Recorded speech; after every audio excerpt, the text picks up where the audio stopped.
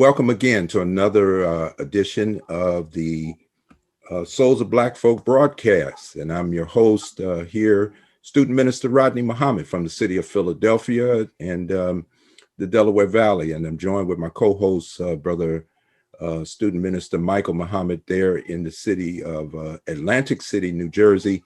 So welcome, Brother Michael. And, you know, we're off again. We want to remind you that at noi.org, we encourage you to go there. You can find a host of things, activities, the Final Call bookstore, the self-improvement study guides, and the course that takes place every Friday throughout the country. All are welcome. As I talk to Student Minister Ava Muhammad, the national spokesperson for the Honorable Minister Louis Farrakhan and the Nation of Islam. And she invites the public to join us for that kind of study to improve ourselves. We do believe that self-improvement, the improvement of ourselves, becomes the very basis for the community development. And we invite you to get the Final Call newspaper.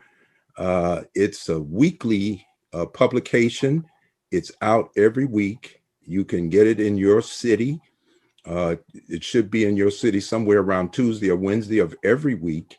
Also, you can get a digital subscription, so it comes right to your inbox. I'm accustomed to doing that now since this COVID-19 period, and as we're in this pandemic. And I find it to be refreshing that I can just go to my inbox and pull up those articles and read them, and I can go back to them again and don't have to say, where did I lay that paper or anything? Everyone knows where to find their laptop. So get the Final Call newspaper, also the Final Call radio. And I can't tell you enough about the bookstore and all of the books that are authored by the Most Honorable Elijah Muhammad, by the Honorable Minister Louis Farrakhan, and others in the nation have books that they have written. And so there's an explosion of knowledge coming out now that just helps the human being in the area of self-improvement. So be sure to avail yourself to that. We're going to be having an interesting discussion today on the pandemic, the testing, what happens when you contract this virus, going to these hospitals, ventilators, the whole 9 yards. We want to talk about it from the inception of this crisis all the way into the encouragement now through media outlets and centers of influence and others to take the vaccine from various people. So we're going to be talking to one of the Nation of Islam's own, Dr.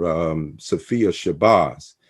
And I think she's just joined us. So we're going to welcome Dr. Shabazz to the program. This is the Soul of Black Folks broadcast, and we want to welcome you to it. Dr. Safiyya Shabazz, thank you for being with us today. Assalamu alaikum. Wa alaikum salam. And I say Ramadan Mubarak.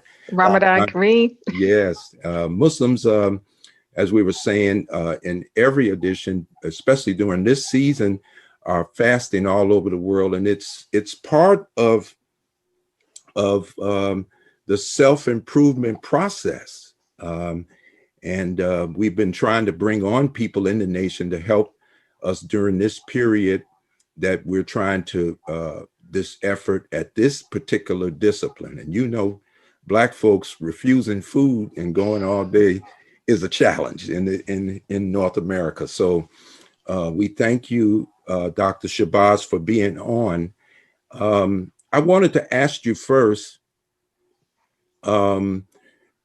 which medical school you attended, or any and all of them, and what year did you come out of that medical training? Yes, sir. Well, I attended the University of Pennsylvania for medical school. That's where I also went for undergrad. I don't know if you realize I have an undergraduate degree in engineering and chemical engineering. Okay. And attended medical school at Penn as well. I started my residency training. I came out of there in 2002, and I started my residency training in Atlanta, actually at the Morehouse Family Medicine program, and ended up moving back to Philadelphia and finished training again at Penn. And so at that point, I was off cycle. So I finished in 2006 there. Okay. 2006. So you did that up to when exactly did you start your clinic?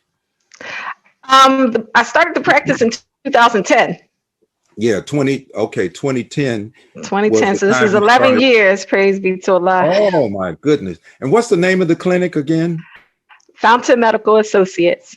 Fountain Medical Associates. And now you're located, because you had one location when you started, I believe, right off Broad Street, right across from Einstein Hospital. Yes, sir. And Uh-huh. now, since late 2016, we've been located in Mount Airy, right on Mount Airy Avenue, near Germantown and Mount Airy.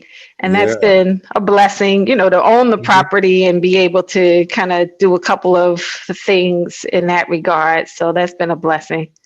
Yes, because I was going to say that people should know that you did purchase a building and actually fix it up, so that you could service the community in such a way. And I think that's just fantastic.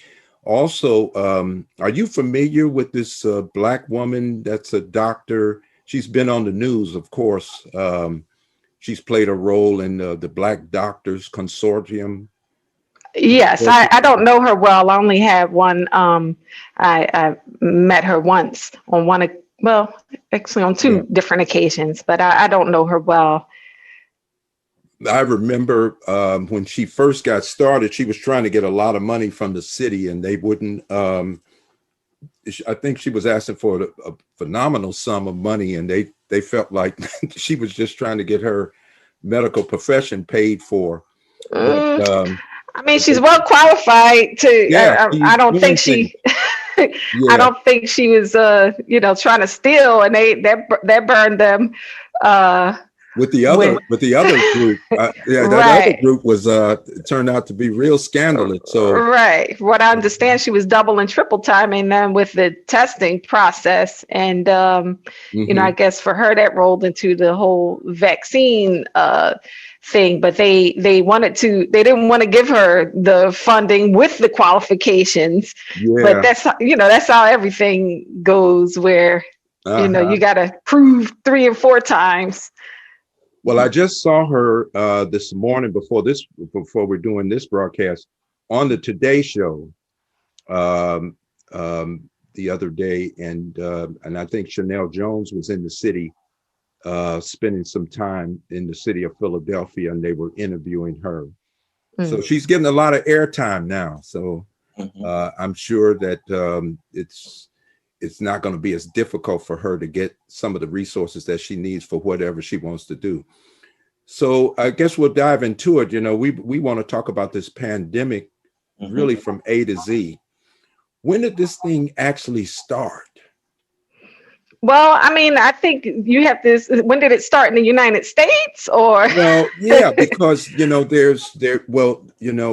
were learning that as early as maybe November of 2019, the government was aware. We're talking about the government here was aware of this, um, um, that the coronavirus was on the planet, that people had contracted it. I know by Savior's Day of going to Detroit in 2020, they were talking about the coronavirus, Right. and we were at Detroit Metro, and they were talking about you have to come in this way and that. So I wasn't paying a lot of attention to it. What really uh, made me more alarmed was we had raised the money to pay the way for I think two of the members of the Move family Mm. that had recently come out, and they were going to be a part of the Savior's Day weekend. And we were making sure that they got there. So after we got the flights and everything, they canceled the flights and said they weren't going to get on no airplane because of this COVID-19. And they took the money and rented a van and drove from Philadelphia to Detroit. So I said, boy, they're really taking some Right, precautions right, here. And I was wondering, should I have been doing that? Because I right. flew. And, And I did too. And I was aware of it, and kind of, being a I always used to wonder why my father listened to NPR. I thought it was boring. But then when he passed away, I started to listen. I said, okay, I see. It's a lot of information you get. And so I was hearing about it kind of in the background, but I didn't see it as a United States problem necessarily. And we kind of been through a similar thing with, I remember especially Ebola, because at that time I know my practice was set up, and I was thinking, listen, I had Ebola suits, and I said, if an Ebola person comes in here, we got these suits to get us out of here, and we're shut down. So, but as I started to hear about this a little more, and then what really triggered me to start paying a little bit more attention was, someone from the executive council reached out to me because someone else, I don't even know who, had suggested a notice go out to the believers regarding COVID-19 and the fact that Detroit was going to be one of the 11 airports where they were letting people back in the country who had traveled to China, or I don't even remember the details, but, I said, well, let me take a look at it. And I, made some revisions and kind of agreed that, well, even though I really didn't think at the time that it would be so much a concern here in the United States, they were still good precautions, because really every year during Savior's Day, we're traveling during flu season. People, I've never had a patient personally that died from the flu, but they say more than 30,000, 40,000 people every year die of the flu and complications of the flu. So it's good precautions to take in any case. But, once I started digging into it, and for that, little miniature assignment, I said, might have to be a little bit more careful traveling and things like that. I wasn't at the wearing a mask stage, but I was definitely more careful to wipe everything down when we got on the plane. And I actually had another trip the following week after Savior's Day, where I had to go out to San Francisco for a medical conference. And on the way out there, I was careful, but I brought my mask, but wasn't really wearing them. On the way back, I was like, oh no, oh man. When I get back home, I'm going straight to the shower. I had masks, on the way back. By that time, I realized, no, this is a whole situation. Mm-hmm. So that was like the last weekend in February, first weekend in March, and I really got a little bit more of an education when I reached out to one of the sisters, is one of MGT, is an emergency medicine physician in California. Because remember, it was kind of starting on the West Coast where some of the earliest cases, and I think now they say the first death was in late January in Santa Clara County, where this sister worked. And she said, oh yes, we started seeing this illness, in late January. And, she kind of gave me the rundown where you may as well, like, if it's not in your area now, it's best to start interacting with everyone as if they have it, as if everyone that you meet has it, because basically it's headed your way. And I remember one evening, they started forming a lot of, social media groups, like amongst physicians, where it was doctors from all over the country, just kind of like doing a real-time updates about their recommendations, what they were seeing, what was working, not working. And I remember spending hours up all night, just trying to really get a sense of what was going on. And there was one message someone posted. They said, from ground zero, Seattle, this is bad. Do not get complacent. If you have a couple weeks ahead of us to prepare, if you have a couple weeks to prepare, do what you can to prepare, because this, it was like a red alert situation. And that is where I really fully kicked it into gear and found that when we could not even get the supplies that we needed, I realized, man, I really waited too late to, What really get supplies were serious. those? What kind of supplies? We could not get masks. Mask. Either the regular mask or the N95. We couldn't get either one. Gowns, hand sanitizers,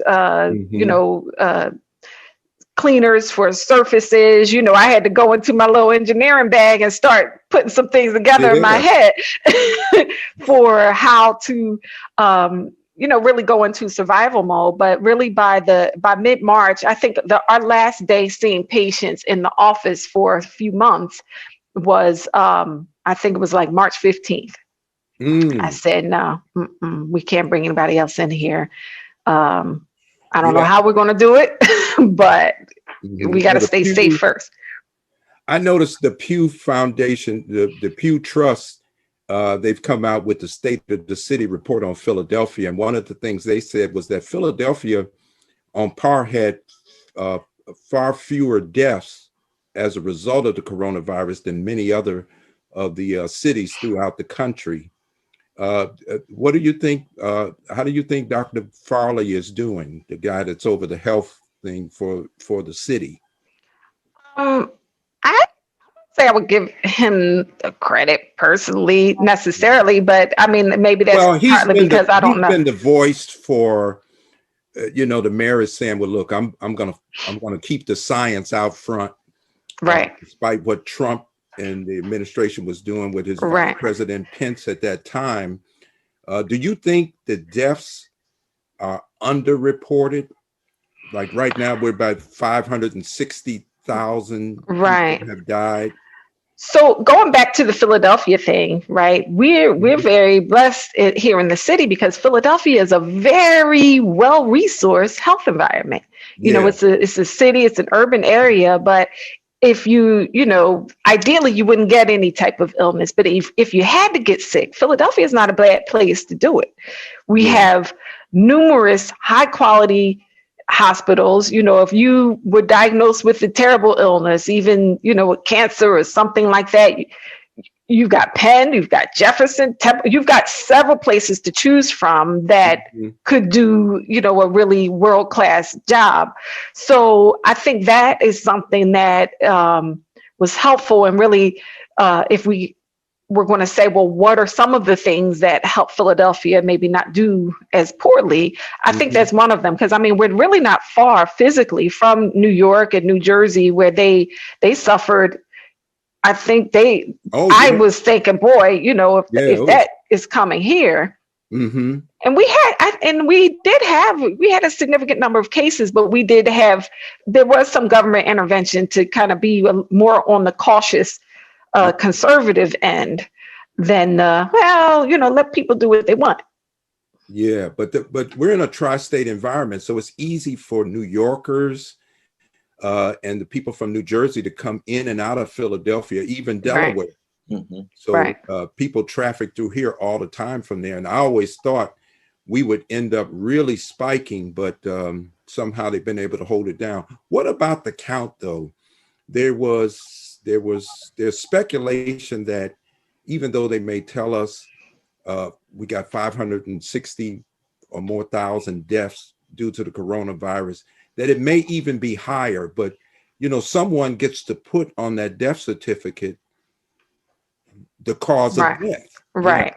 And it really depends. I know early on it was way underreported because I can only say personally, my personal experience and those of physicians that I know personally, like the sister I was telling you about, it was very difficult to get people tested early on. So I know that it had to be underreported, especially early on, because most people weren't even being tested. And if if they had some other reason, for instance, we know now that these infections can cause blood clots, for instance. So if you died of a blood clot, they would say, okay, well, you died of a blood clot. You might not have, that might not have been attributed to COVID-19. And, you know, as things went on, people started to kind of be scattered in 1,000 directions, like, oh, well, you could have had COVID-19 and had something else, and they'll blame it on COVID. But, you know, the fact is, they, amongst the medical community, we were calling it the syphilis of viruses, where it caused so many different problems that, I mean, really anything not right in your body, you better get a COVID test. Oh, wow. Because that's the range of problems that we can see. So I could, if I contract the virus, say for instance, this is a scenario, and I contract it, and it seems like I can't use homemade kinds of methods to deal with whatever I'm going through now. So I go to the hospital. What happens in the hospital all the way to getting on a ventilator? What are they actually giving you in the hospital? Is there a certain medicine? You mean now? Because, well, you know, it's changed. Now, but in month to month. When people were going to the hospital, what exactly were they taking? So this has changed. Like, you could really maybe think of it in like 2 to 3 month chunks. So, you know, beginning April, May, June, you know, we were still giving like the, you would go in the hospital, right? In 2020, people would get hydroxychloroquine if they were needing oxygen, azithromycin, you know, they would give that combination that has now fallen out of favor. And originally the information I had was, you know, steroids weren't good to use for this condition. So they weren't getting that. And, you know, proning, that was something that came out fairly early that could be helpful when you have people lay face down. That was something that people could see. So early on, you know, people were in scramble mode. They didn't know what to do. So at this point, if I'm going to fast forward through a lot of the changes, at this point, some of the things that have really made a difference in general, if you don't require oxygen or have some other, you know, dangerous condition that needs monitoring, like a blood clot, for instance, would be one example, then you're probably not going to be admitted to the hospital.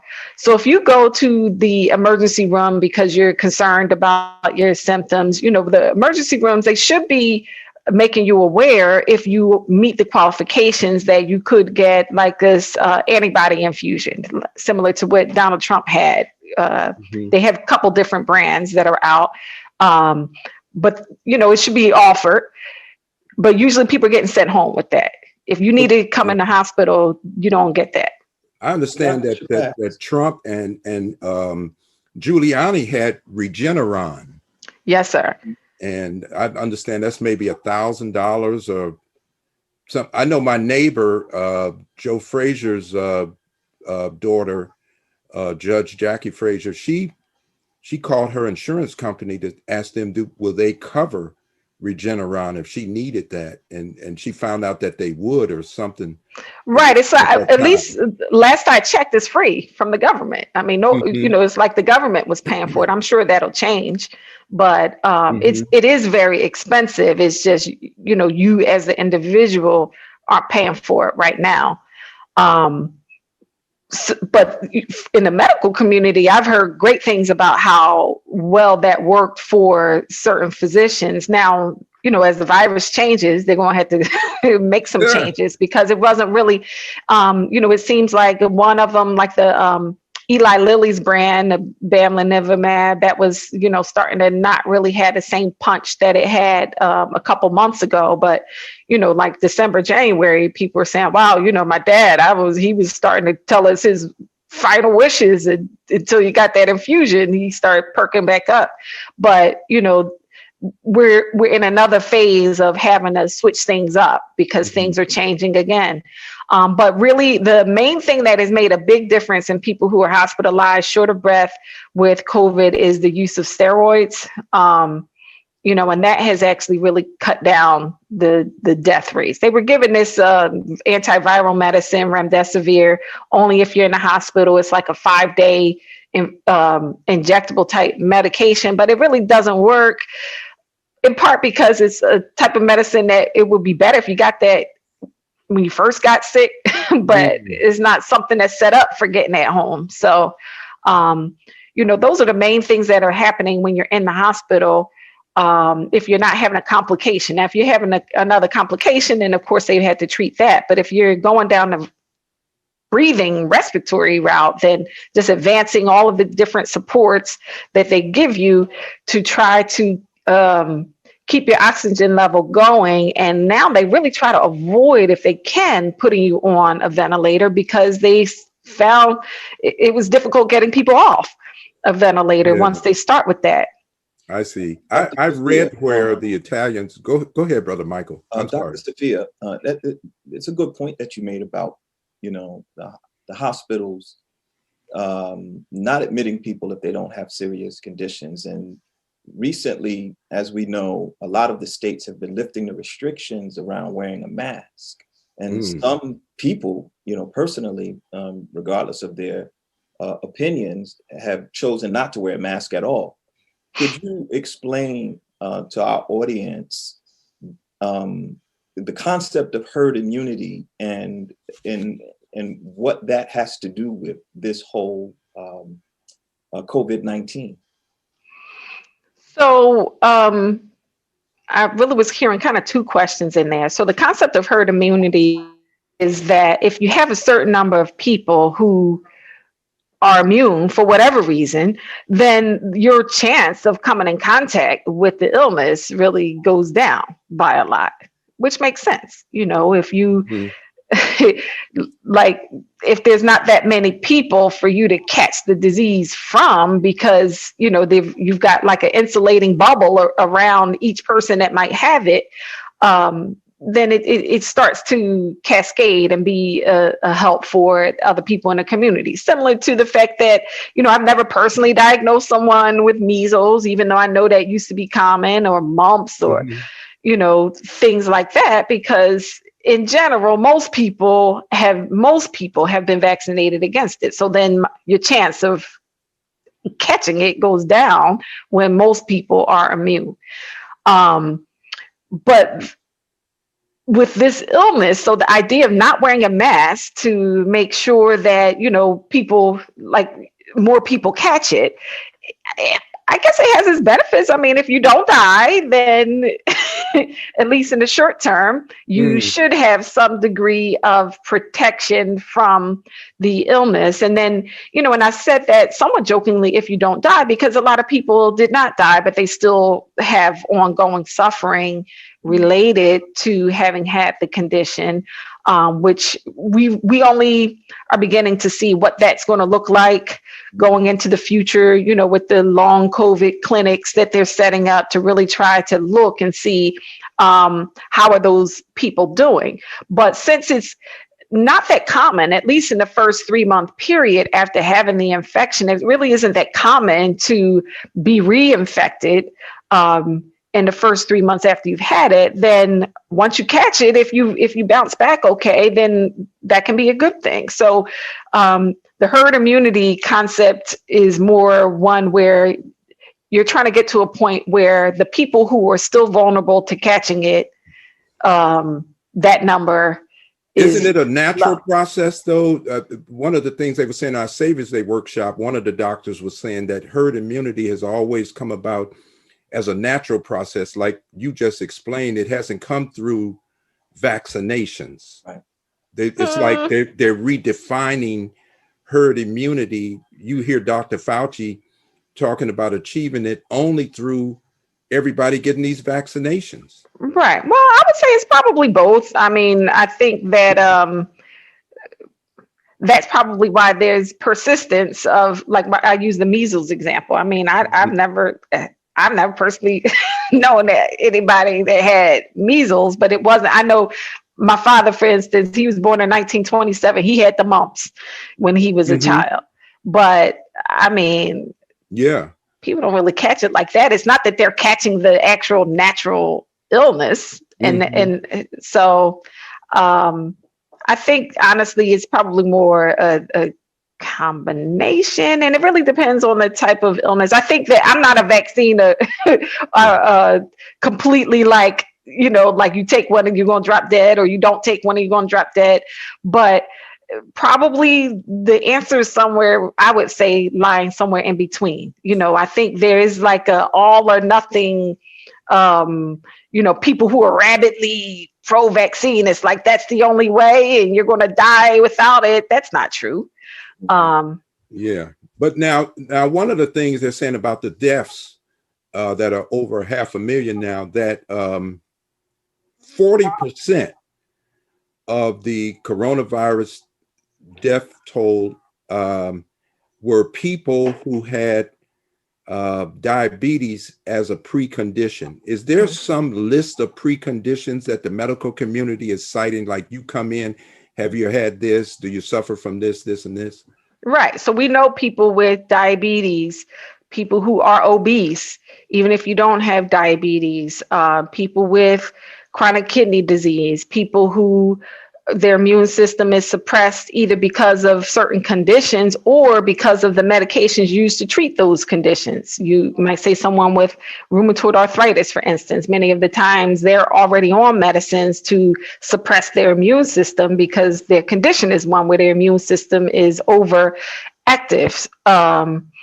Older people, people with hypertension in their 50s. So, you could use there's certain conditions that you're more likely to have a bad outcome. Your chance of having a bad course of the illness is higher when you have these conditions. And I mean, honestly, it makes sense because, these are people who are sick anyway, right? So, that if you're already sick and then you get some other sickness, it's not that much of a leap to think, well, you might do worse off because you were weak physically to start with. Yeah. So the goal is to kind of rebuild or strengthen the immune system to combat the virus. I would say to take it beyond the immune system, to strengthen the body, period, right? Yeah. Because see, the heart, I guess specifically the heart conditions don't specifically have to do with the immune system. But if you already have heart disease and you get COVID-19 or the flu or, another illness that might be more of an infectious type illness, then you're going to be vulnerable, not specifically because of the immune system, but, as your body is trying to fight back, you need your heart to, be strong in doing that. Yeah. So I would say make it broader than strengthening the immune system, although the immune system, that is important to strengthen. But just your overall health is more the way to look at it, I would say.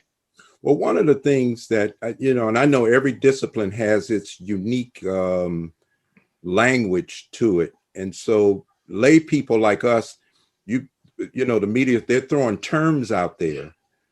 Say, for instance, I'm learning when they say vaccine, that because it, and as late as an interview with the president, Joe Biden, it was put to him, when will these things have a final approval from the FDA? If they haven't been approved, they have to be experimental. That's a term that most of us weren't familiar with, and that if it's experimental, can you really say it's a vaccine in between it being considered for approval and its final approval? It's a therapy or something experimental, but I don't think the general society sees it like that. I think they see it like they've determined this is going to save your life. So you get in line and take it. Right. So they kind of manipulate us and stoke our fears. I think people start getting themselves all confused and turned around where, I might say it's like my dad used to say, making a mountain out of a molehill. I honestly don't care whether you call it a vaccine or therapy or whatever. It is experimental at this stage. It's experimental. It is new. But it doesn't, but we don't accept it like that. And I, there are terms like the emergency use authorization, or I didn't even know about that. You can just push something out on the society without. Right. Well, see, here's the thing, there's both sides to it, right? Where, if I was actively dying of a condition, not talking about trying to prevent something. If I was actively dying of a condition and somebody said, this thing over here, it might help you, I don't care if it's approved or not. I want it as soon as I can get it. You know what I'm saying? Right. So, okay, if you think you came up with the answer to something, we know that usually it would take years and years to, really go through the normal paces of something. So, okay, if you were in the middle of a fire and they said it's fire retardant, well, this is a new batch right here. I don't know if this batch is going to work, but we don't have any other batches. I mean, go on and try it. The house is on fire. So I understand that part. But then if you felt secure that, I actually have, a couple of years ago, I went ahead and painted my house with fire retardant materials and made sure that I cleaned the brush and whatever. I've done these things to prepare where I'm not so much concerned about my house burning down. Mm-hmm. I'll wait and see, when you have a batch that you have tested it and made sure that it works like you think. So I see the need for both things. Like, there's the urgency of the current situation. I mean, I don't think it's good to ignore the fact that there are people suffering. Well, they do try to do that. I mean, I've been signing, say, for instance, vaccination letters. And I was going to say that for us in the nation, we didn't really hear definitively from the minister until July 4th of 2020. And two things I wanted to bring up there. One, obviously a spiritual message he was delivering. That's the source of his communication. A pestilence from heaven. But I've said to myself, even if it comes from heaven to earth, it's got to land somewhere and start somewhere. Right. That's the first thing. And then the other thing that was definitive, do not take the vaccine. And I just had to be honest with me. If there had been no other evidence to buttress his point, him just saying that to me was enough for me to not take it. But so I'm not vaccine hesitant, as I had to tell someone. I'm not taking it. Right. But I do understand, I'm intelligent enough to understand that a larger part of the society does not take that position right now. They go another way. So right. And I mean, if you weren't dealing with, a demonic society and history, you might feel differently, right? If you felt like it was honest, that you had honest people. but to clear up some things, of course, Trump had a lot of people listening to him. He calls it the Chinese virus. He accused the Chinese people of bringing it to the planet. Right. But did it start there in Wuhan, or is that just a place that was cited? I mean, I could, from what I know, yes, mm-hmm. But I'm not going to say I know definitively. That's probably beyond my. Well, the people who are and there are very few people, so it's not like there's a general discussion out here of pro and con. Should we take the vaccine? No, we're not taking it, because most people that are not taking it, they're not. The people who are taking it are the ones who are discussing the people who are not taking it. But anyone that's not taking it, they're losing their Facebook pages. They're losing their right. See, this is the thing that I think is problematic going on out there. Right. See, that's problematic to me, because see, we know from our history that we can't be pushed into a corner where you can't question what's going on. We got to be able to question everything. Even, we know that even in religious matters, that we're taught to question everything. So you've got to be able to question everything. And from my perspective, you got to be able to say no. There's nothing in there. They're about, well, they say 20% of Americans who are not taking it. We got to really talk to these people, but they say most of them are Republicans. They feel like they're people who kind of follow Donald Trump, right, one way or another in the party. So there are a lot of people, in addition to members of the Nation of Islam, that have taken this definitive position not to take any of the vaccines that are coming out.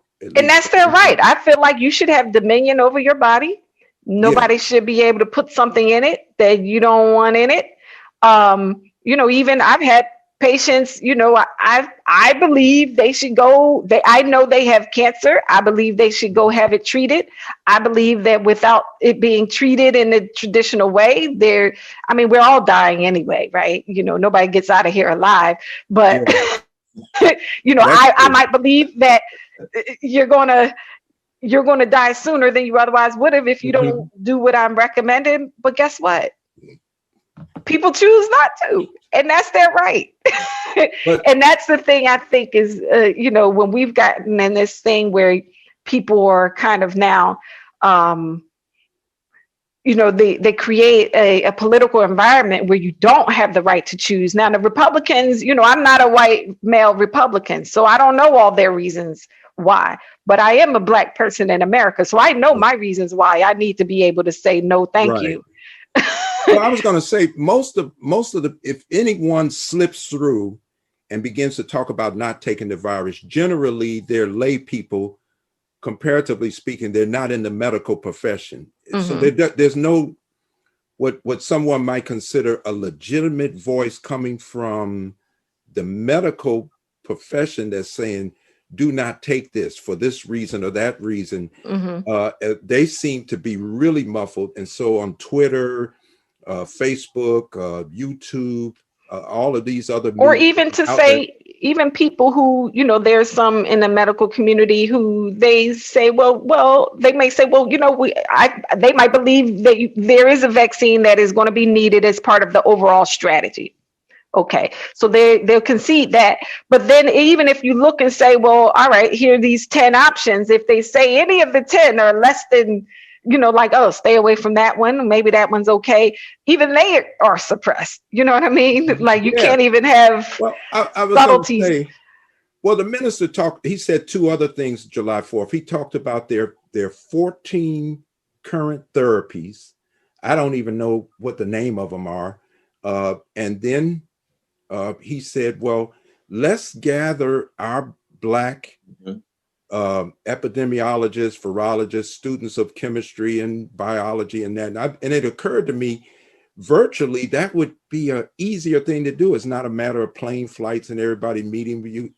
Massively, it seems like a group of medical practitioners, and I was looking at a statistic that said maybe 80% of your Black doctors are coming from HBCUs. Seemed like people could have just, he said, if that community comes together and they test these things and you tell us it's safe, he said, then we hope you're telling us the truth. But he was saying, it seemed like a opening there to say, look, I'm not just totally unreasonable here.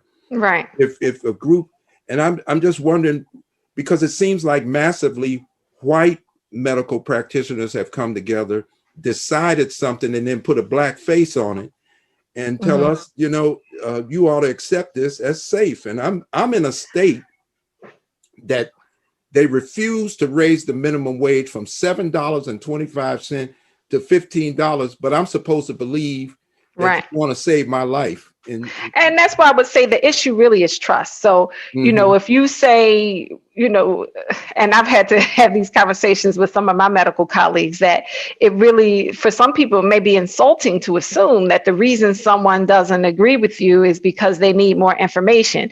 Because I think, honestly, for the most part, it's not information that really is the barrier. The barrier is trust. What about false information? Is there false information, or are there just omissions here?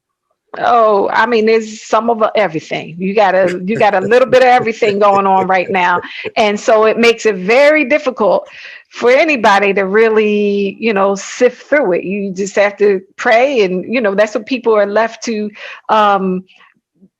do, a combination of what they learn and what sounds right to them. Even myself, I'm a physician, but this is a new condition. I didn't learn about this in medical school, and I've had to come to a certain point where things that make sense to me based on what I understand of science, plus divine guidance, plus knowing there's not necessarily a lot of room for independent thought, plus knowing that there's financial things in the workings that are going to color the conversation. So even if we talk about this Medicaid, even if you talk about the hydroxychloroquine or other medicines, like I personally, in my practice, I use ivermectin as one of the interventions.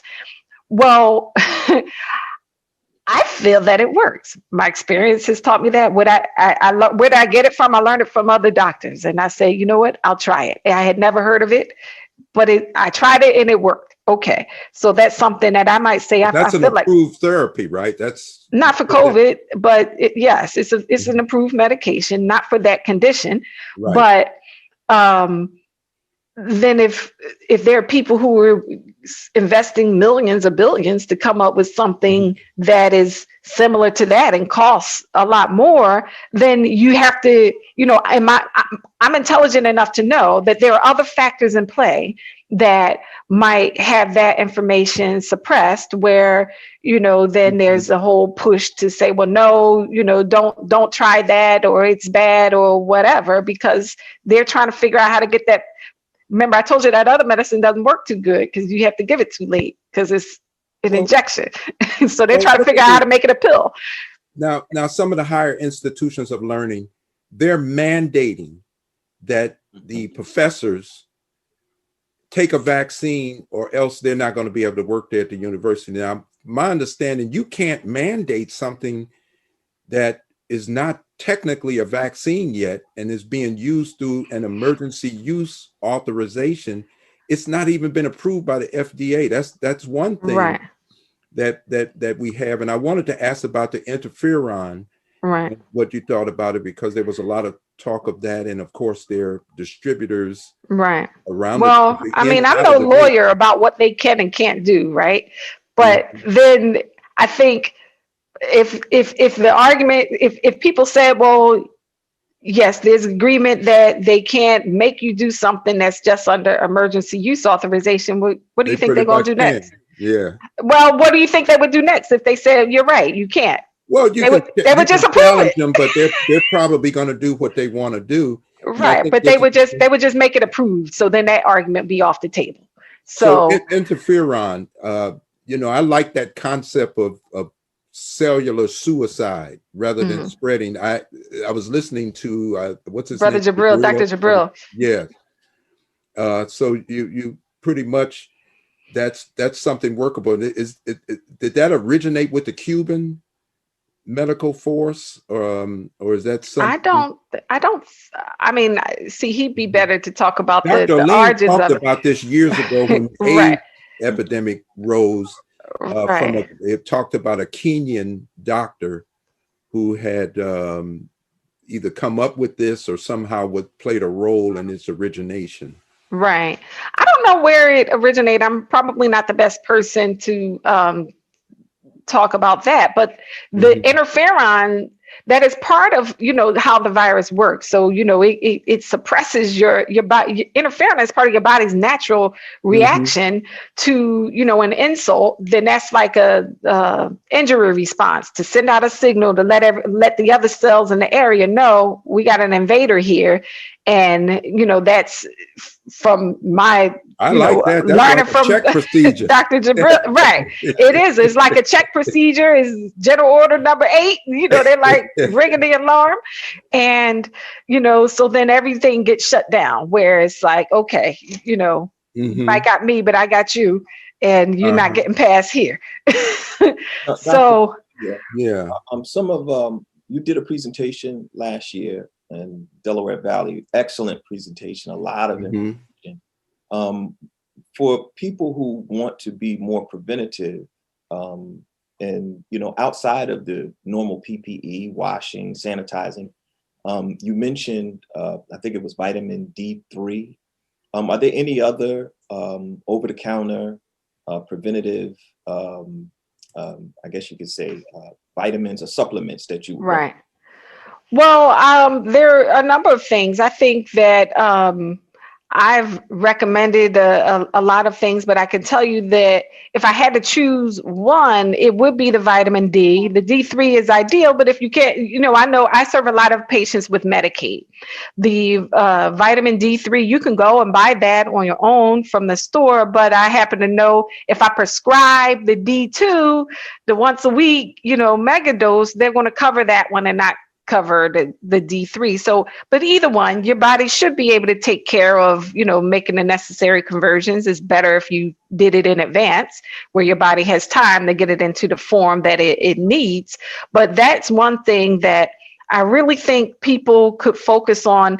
These are the types of public health measures that I see are suppressed. This is information that I believe could have helped and still can help many people, so that we wouldn't necessarily be looking at 500,000 people having lost their lives, linked to this virus, where if everybody knew to go ahead and get their vitamin D levels up, there's still people a year later, they still don't know this information.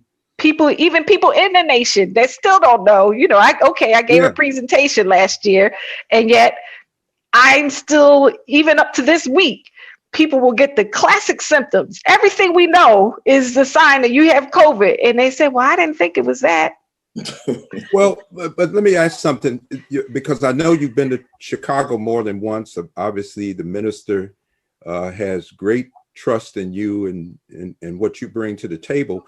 It seems like maybe there would be a column, even if it was just during this time, in the final call, of tips and things to do, so that as the whole nation is obviously reading our own publication, we would say, oh yeah, I don't know, eat a banana, take vitamin C, get some vitamin D, sit in the sun. Right. There's different things we could be doing, right, that would prove helpful, because obviously we've lost some of our own members who were registered Muslims around the country. And of course, it stunned everyone when we lost student minister Hafiz out of New York City. Right. And, that's something that is, it's a painful reality. And, I guess I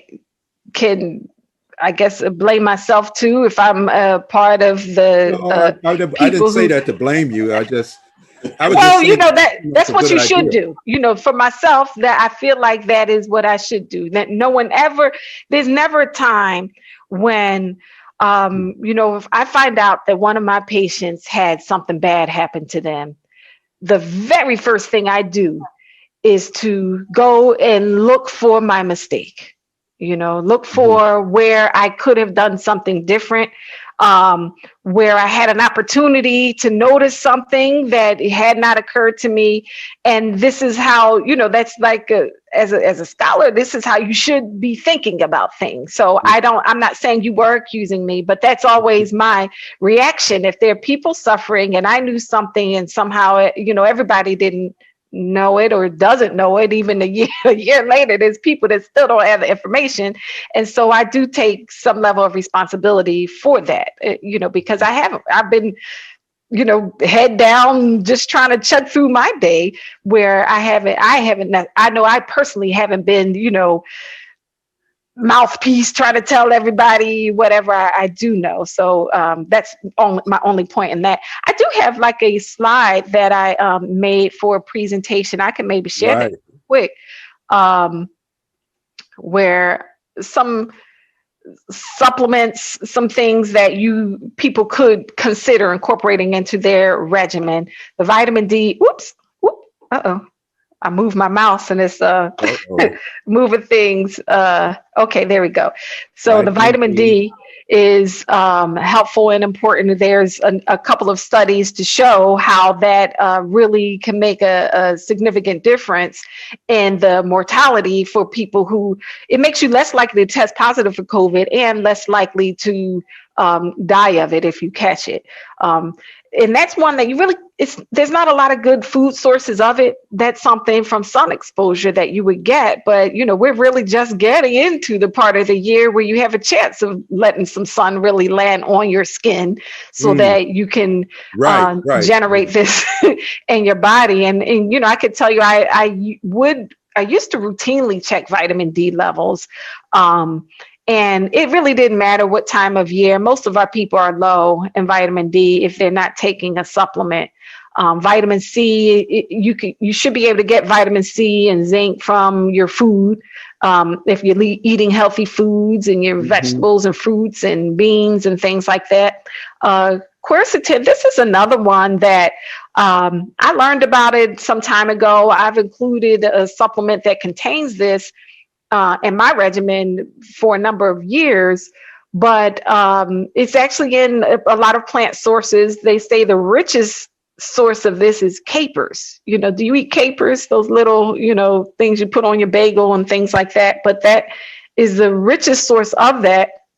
And these are things that have been shown to have some effect, either protective or, to help your body to mount an appropriate balance response if you get infected with COVID.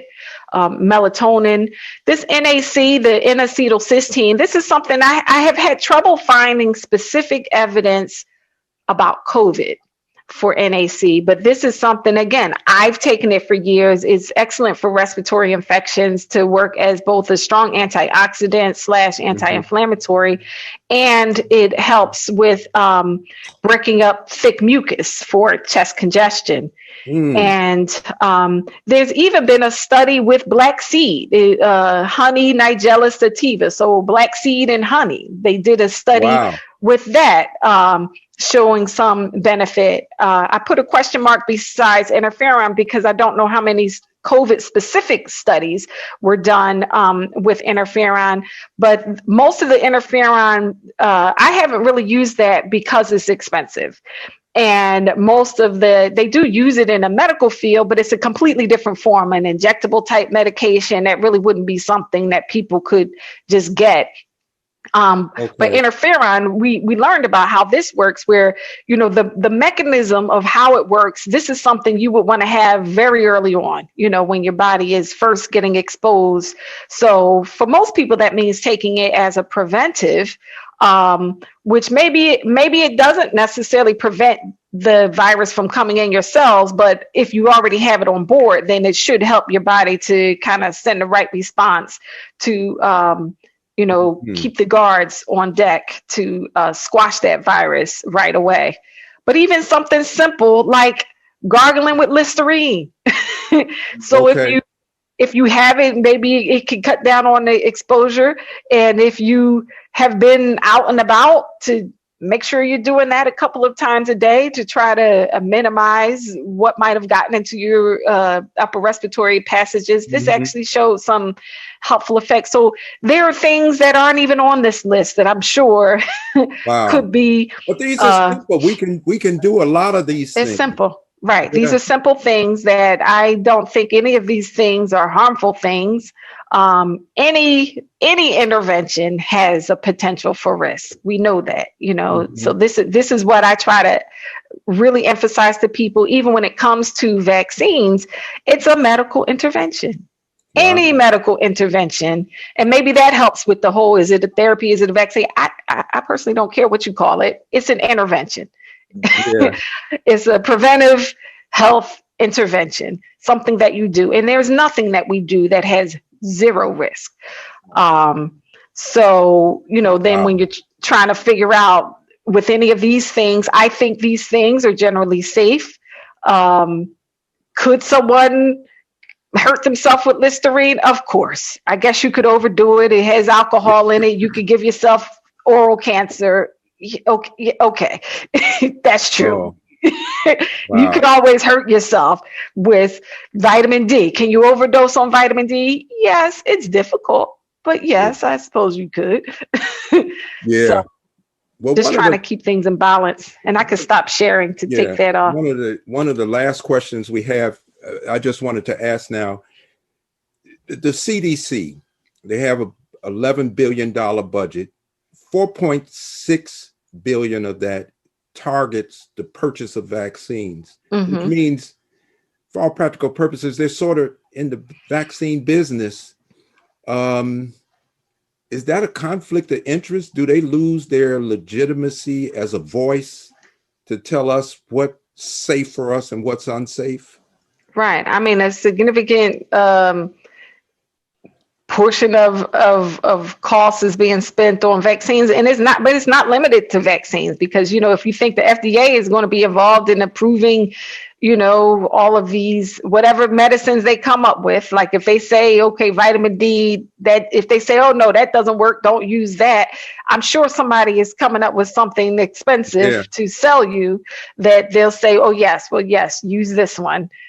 This is the one that is okay. And, there's always financial interest. So there's conflicts of interest involved there. Of course, we need some type of governance in this process. It's just, you can't trust people. We have proven for ourselves we can't trust it, but then you need to be able to sift through the information. Does that mean everything that they say is invalid? Of course not. I'm sure there's some things we need to know mixed in there, but then it's difficult when you have people who are not trustworthy and you have to rely on them for information. It gets very difficult. Yeah, that's real troubling, but look, we're out of time, man. You know what? We just been making notations to ourselves. We got to have a part 2. We got to have you back. There's just too much to talk about in it. And while we're in it, I think, we have a growing audience. I think they're going to learn a lot from what you've shared so far. We really thank you for being with us. Any last comments or remarks you can think of you want to share with us? Right. Well, one thing I think is important is that, there's a lot of mixed information coming out about how people should be conducting themselves, and, oh, the pandemic's over, or if you had a vaccine, it's A-okay. We know that that's not true. We know there's, again, a lot of mixed information coming out about that. Please keep your vigilance going. Keep your, your efforts to improve your health. That's something we should be doing any day and every day. But, don't get complacent. That's what I would say. Don't get complacent, whether you have chosen not to get a vaccine or you chose to get one. Don't get complacent. Okay. Dr. Safiyya Shabazz, we thank you so much for being on. We're gonna reach out for you again to do another one, okay? Yes, sir. Thank you. All right. Thank you all for joining us here on the Souls of Black Folk broadcast. Once again, we'll see you next week. Remember, we air every Tuesday night at 8 p.m.